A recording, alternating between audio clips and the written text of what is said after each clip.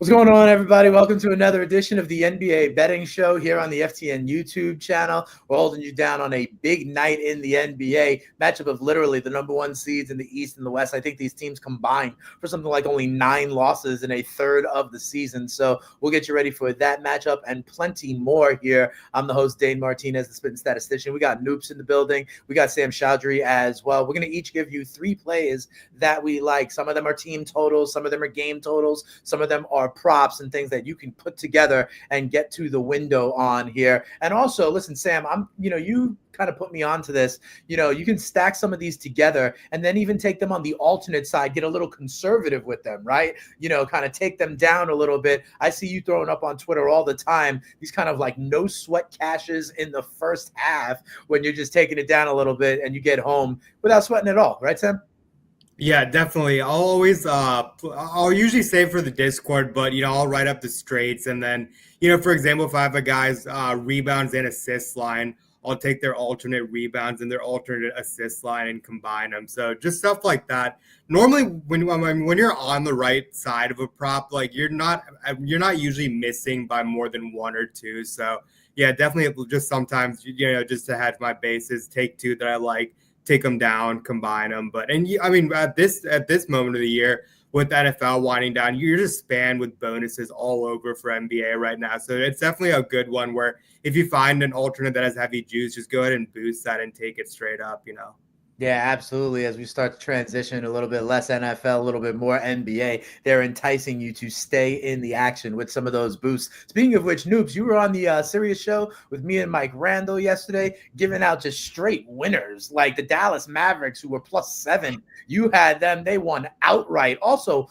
Grimes, you gave us his combo. Dude, I think went for like a career high. I think he went like 27 and 9 or something like that. Absolutely crushing. And then I think the other one was Amen Thompson, like under his threes. You gave out a big man under threes on this show last week, and it's no sweat when the guy doesn't even attempt a 3, huh, Noops? Let's stay hot. It's the best. It's, we got another couple bets like that. It's something I've noticed in the market. It's really hard for books to price things at half, because you start to look at statistics.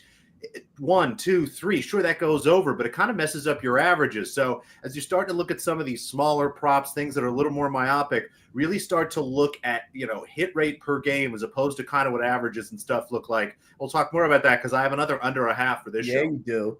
Yeah, you do. And I also got to let people know, remember, go on over to the FTN prop shop to get the best value. Whatever we're giving you out here, sometimes things change, sometimes things move. Sometimes you want to get the best of the number or lay the least amount of juice as possible. So go on over to the prop shop. They hang all the numbers across all the books so you can shop around to be sure. All right, Sam, let's start with you. You are in Philly and Washington, who are getting it going today, and you have not 1 but 2 plays in this game. Why don't you start with a 3-pointer prop that you're going under on? Yeah, actually, so Bilal Coulibaly is a guy that I like fading right now. I gave out his under yesterday too, did the rebounds and assists line, and it sort of adjusted. I honestly think it's still playable at 9.5 opposed to 10.5 that we got yesterday, but he's just a really different player with Kyle Kuzma. Kyle Kuzma is questionable, but regardless, I like this prop either way. We also don't know about Jordan Poole. Again, I think you can play this with, if they rule everyone out, I think this is completely fine. It's Bilal Coulibaly under 1.5 threes. Overall in the season, he's under this mark in 70% of his games, averaging 1.1 threes per game. So we're just going to do the scenario. If Jordan Poole is in, he's under in 72% of games. With Corey Kispert, who we know for sure is in, he's under in 72% of game as well. With Poole and Kispert, 75%. He's even worse on the road.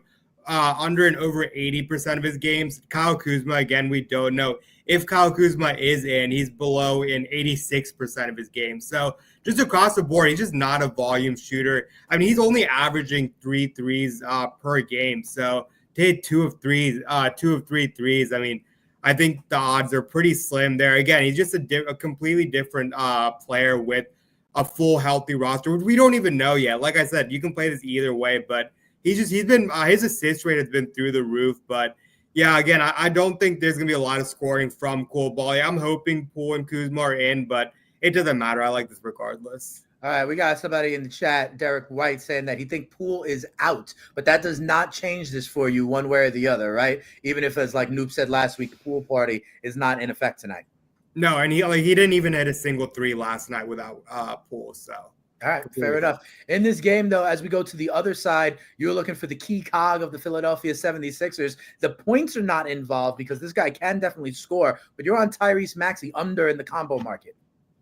Yeah, under 12 and a half assists and rebounds. I mean, this was given out at plus money, which is insane to think. I mean, this is down at 11 and a half, 10 and a half at books, but I can't believe we got this at plus money. It's another benefit of being in the Discord, getting the lines as soon as they drop. But overall, this was one that I was on last season all throughout the year. Whenever Joel Embiid gets ruled out, for some reason they jack up his Tyrese Maxey's assist and rebound line when really his points go up, but his assist rate goes way down. He's just not looking to distribute the ball. And I mean, with no Paul George or Kyle Lowry, I don't really know who he's going to be passing to anyways. But you look at him again, overall on the season, he's well under this line. On the season, he has 12 or fewer rebounds and assists in 89% of his games.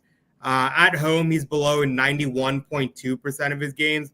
Like I mentioned earlier, without Paul George and Joel Embiid, it goes even lower just because he has no one to pass it to. 10 or fewer assists and rebounds in every game without Joel Embiid this season. He's averaging 2.9 rebounds and 5.1 assists per game. So, again, not even close. We love the Washington matchup. It's definitely a matchup that we've been picking on all season long, but I think they just jacked this through the roof for him. And I do think he's going to have a massive usage rate. But, again, I think it's going to be more in the scoring column, less of the ancillary stats.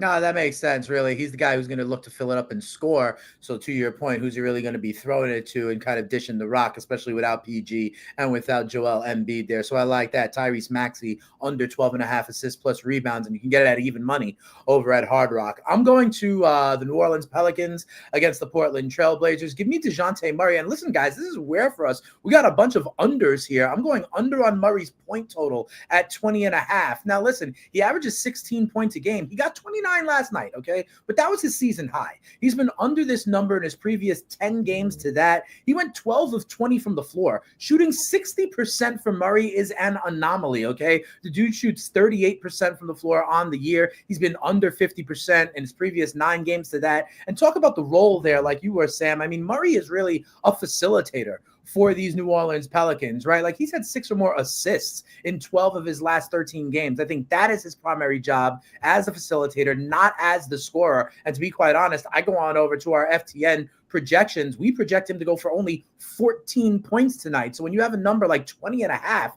that actually gives us a 22% edge over on our prop tool. That is a huge number for a prop given our tool. So I'm going under this number at minus 118 on Caesars. Really, I just think that him having a season high of 29 last time out kind of jacks up the algorithm a little bit, but that to me was the anomaly. So I'm going under on DeJounte Murray. Let's go on over to you, Noops. Noops, you are doing one of those interesting negative correlation actions because you got the Brooklyn Nets to not score, but then you have someone on the Nets to drain some threes. Why don't you tell me about what you're doing here with Brooklyn against Detroit? Yeah, we'll start with the team total under here. And like Sam said, you got to make sure in the FTN Discord, which is included in every package, you get all our picks right away and access to us. We're always in there chatting it up. A lot of great stuff for members as well. This was 102.5 this morning. We're at 101.5. Fine, I don't care. Anything that's triple digits, I'm going to continue to play this. The Brooklyn Nets are just devastated at this point. Cam Thomas is out. Cameron Johnson is out. Ben Simmons was downgraded to doubtful today. D'Angelo Russell is out. There is not a single above average NBA point guard type player on this team. Again, with all due respect to whoever Reese Beekman is, I have no idea who that is. Maybe he's really good. I don't think so. You look at this team, the Nets are averaging 99.5 points in games without Dennis Schroeder, without Cam Thomas. Schroeder, of course, traded. He's never going to play a game for the Nets again this season. Just not going to happen. There is just no one here to create any sort of offensive flow, any sort of rhythm for this team. Again, I'm going to continue to play this as long as Thomas and D'Angelo Russell are missing games. Any number for a Nets team total is triple digits, we're going under. So this looks nice. But like you said, Dane, somebody on this team is going to have to score the ball. It's not like the Nets are going to score 0 points. They're still going to get probably at least 90, 95. And that guy has been Noah Clowney in games without Cameron Johnson, especially since we've seen Dorian Finney-Smith leave. Noah Clowney goes into that starting lineup. We've seen his usage pick up time and time again. I go over to our model at FTN. We've got him projected to make 3.2 3-pointers. Now, again, his line over 2.5 is just plus 148. And if you go into the same game parlay tool, and I love this, we tell you what we think we priced this at. We have over 2.5 priced at minus 151, fellas. So at plus 145, we're looking at basically an EV of over 47%. I mean, that's just nuts.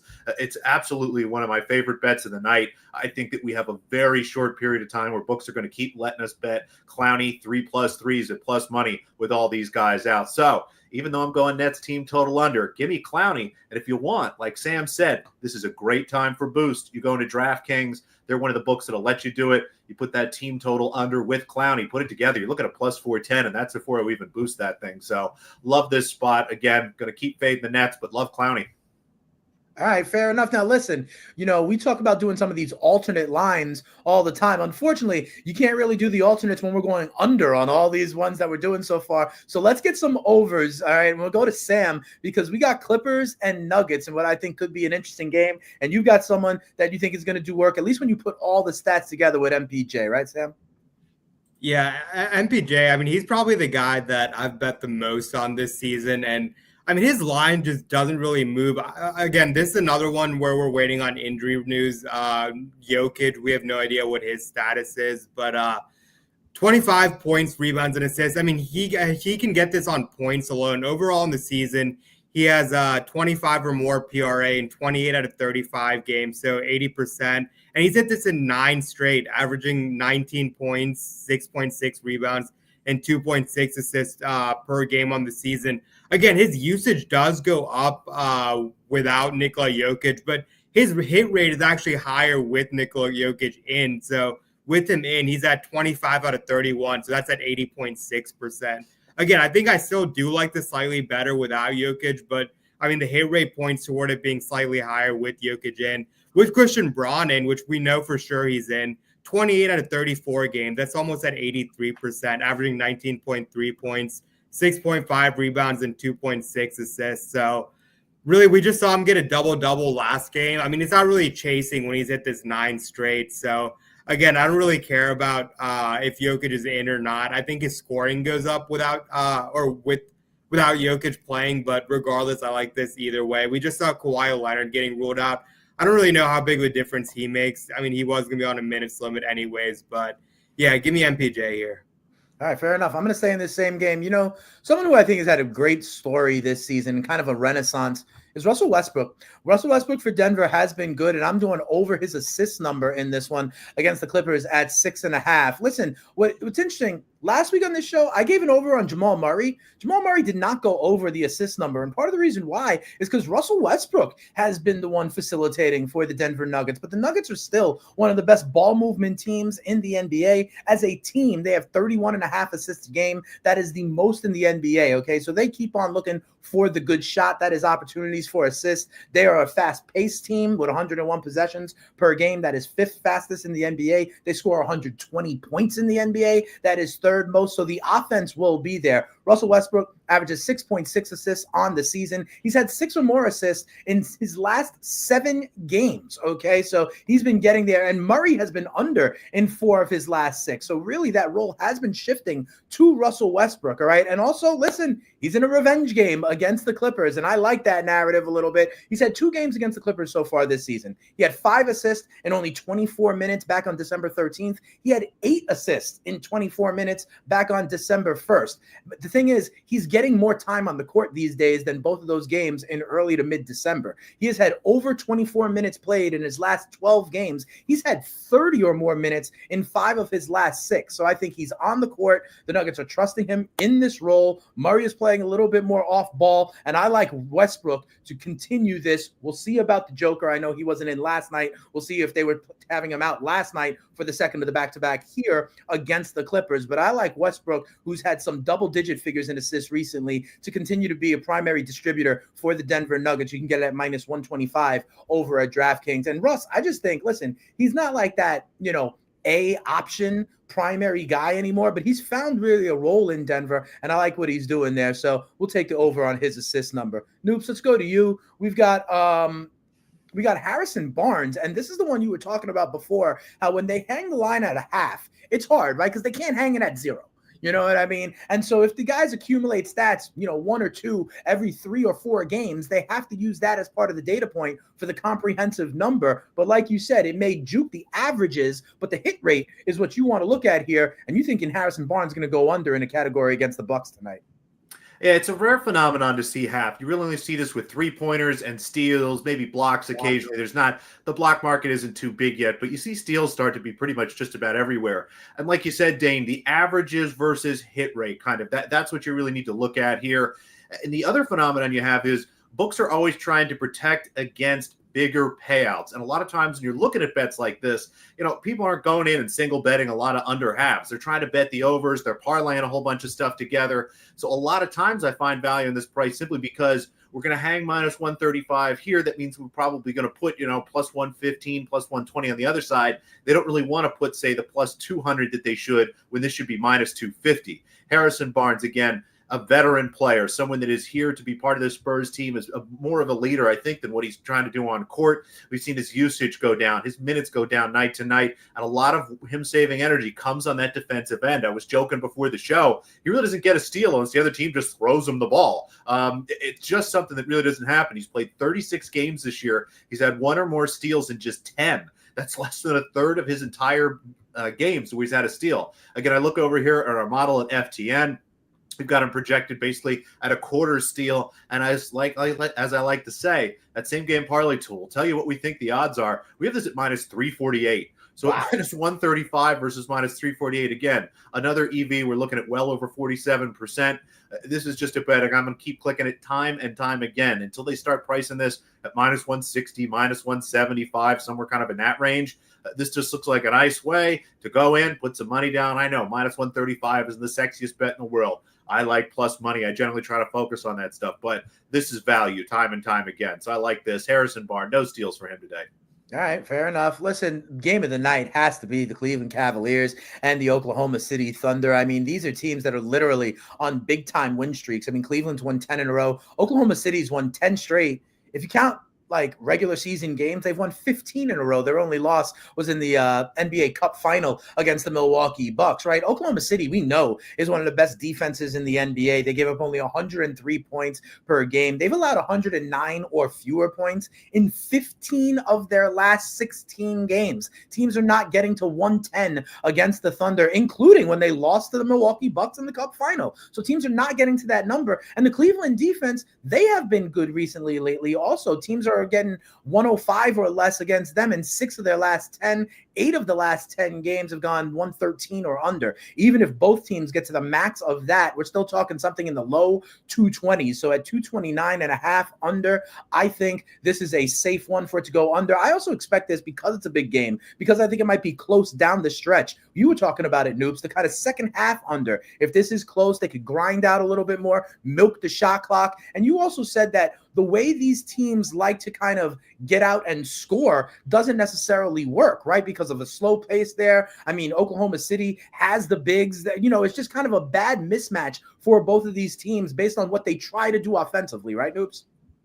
Yeah, absolutely. You look at this Cleveland team, they generate their points through fast breaks, through transitions, and through keeping the ball moving, because most teams in the NBA cannot play one-on-one defense with basically everybody in their lineup. Said another way, most teams have to switch. That creates a lot of chaos. That's not what the Thunder do. They have 4 or 5 guys on the floor that can guard Jared Allen, Evan Mobley, and Darius Garland and Donovan Mitchell. There's not going to be any switching. It's going to be a lot tougher for Cleveland. On the other end, the Thunder attack the basket. They generally struggle against teams with good rim protectors, and that's what we saw in that Cup final. Once they realized we have to shoot from distance, not that they don't have good shooters, it's just not what they're comfortable doing. They're not guys that are trying to create one-on-one so they can shoot fadeaways, sidestep threes, things like that. So you've got a team in Cleveland with Mobley protecting the rim, with Jared Allen protecting the rim. That's 48 solid minutes of rim protection. I think it's going to be tough for both these teams to generate efficient looks.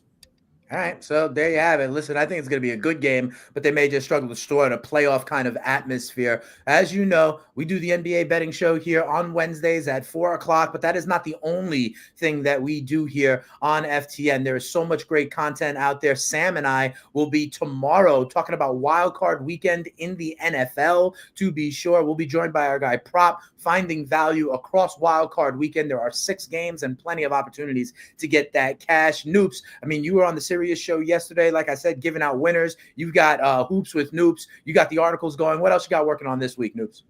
Yeah, we've got you covered pretty much 24/7. We got Sam up at 1, 2, 3, 4 in the morning, just pumping Sam is up at plays. ridiculous It's hours. absolutely overnight. outrageous. We got Dane and I during the middle of the day. So you get your nightcap with Sam, you go to bed, you wake up, there's my stuff sort of flowing through. Again, we got Hoops with Noobs written just about every day. I do a video version as well. And like I said, I think one of the most valuable parts of FTN, the models are great, all the tools, but get into that Discord. That's where you really get to be part of the conversation, to be part of what's going on, and you get everything right away. You get the very best prices. I mean, you heard Sam talk about it. He gave out some good numbers here, but you could have done better on every single one of those if you were in the Discord. Yeah, for sure. Sam, like I said, we're going to be on the NFL betting show together here on the YouTube stream tomorrow morning, 11:30 Eastern, talking about Wild Card Weekend. What else you got cooking up for the people? Because you literally are. You're up all hours of the night. Sometimes I see tweets from you at all hours of the night. I get plays and slacks from you at all hours of the night. What's your world like, Sam, that you're giving it to the people 24/7? Yeah, I mean, no days off. We have the daily. I mean, the daily bets. The Discord gets them around 2 to 3. Article drops by the time I'm finished with the writing around 7 to 8. So that'll be up before the show, and then I'll have my NFL plays ready to go right after NBA. So have that daily bets, and then it'll be mostly with the playoff stuff. It'll mostly be playoff DFS. You know, a lot of them. With different days, it's going to be different slates, short gamers. So some showdown stuff, some short slate DFS content, stuff like that throughout the week. So. All right, Sam's good. All right, we'll be keeping our eye out for that. By the way, if you like what you see in here, hit the like button, hit the subscribe button. This way, every single time we go live, you get notified. It's basically an alert of how you can win money. Who doesn't want to be notified when you're going to win money? All right, so that's the way you need to do it and be locked in. We are FTN for the numbers and for you. So for my guy, Sam Chowdhury, and of course, Noops out there, I am the spitting statistician, Dane Martinez. Hope you like what you see. Run to the window before these numbers change. I know as soon as we're done, that's what I'm going to do. I'm going to find some ways to boost what these guys are saying, and you should be too. And we'll be back here next Wednesday on another edition of the NBA Betting Show. We're out of here, guys. Peace.